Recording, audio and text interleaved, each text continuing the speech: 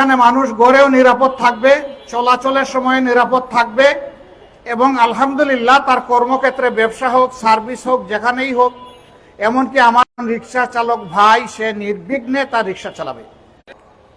তো সেরকম কোনো মানুষ যদি বিপদে পড়ে তাকে সাহায্য করবেন, তারও 2 টাকা উপার্জন হবে।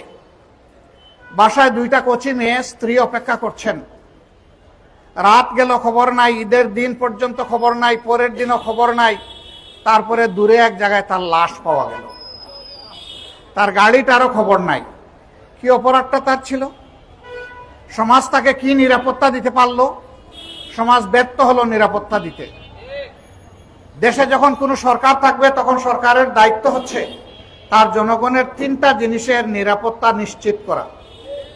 একটা তার জীবন, দ্বিতীয়টা তার সম্পদ, তৃতীয়টা তার ইজ্জত। এই 3 জিনিসের নিরাপত্তা যে সরকার বিধান করতে পারবে না, এটা একটা ব্যর্থ সরকার, এটা দুঃশাসক, এটা ভালো শাসক হতে পারে না। আমাদের দেশে শাসকরা কি করে? ক্ষমতায় যাওয়ার আগে বাপ ডাকে হাতে ধরে, পায়ে ধরে, এমনভাবে অভিনয় করে যেন মনে হয় যে একেবারে মায়ের পেটের সহোদর ভাই। কিন্তু যেই ক্ষমতায় গেল আর চিনে না, জনগণকে ভুলে যায়।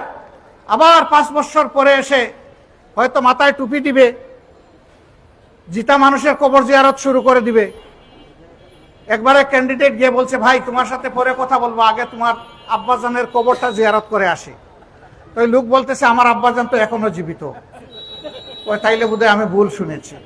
মানে সব গুল্লার উপর দিয়ে মেরে দিচ্ছে, গুল্লা চোট। আমাদের এই গুল্লা চুটের রাজনীতি থেকে এই দেশকে আমরা বের করে আনতে চাই। রাজনীতিবিদরা মুখে যে কথা বলবেন, বাস্তবে ময়দানে সেইটা তারা বাস্তবায়ন করবেন। 53 বছর পর্যায়ক্রমে অনেকেই দেশ শাসন করেছেন। আমরাও একসময় একটা সরকারের একেবারে ক্ষুদ্রভাগে অবস্থান করেছিলাম। আমাদের সময় সব কাজ ভালো হয়েছে আমি এটা বলবো না, আবার সব কাজ মন্দ হয়েছে এটাও আমি বলবো না। তবে সেই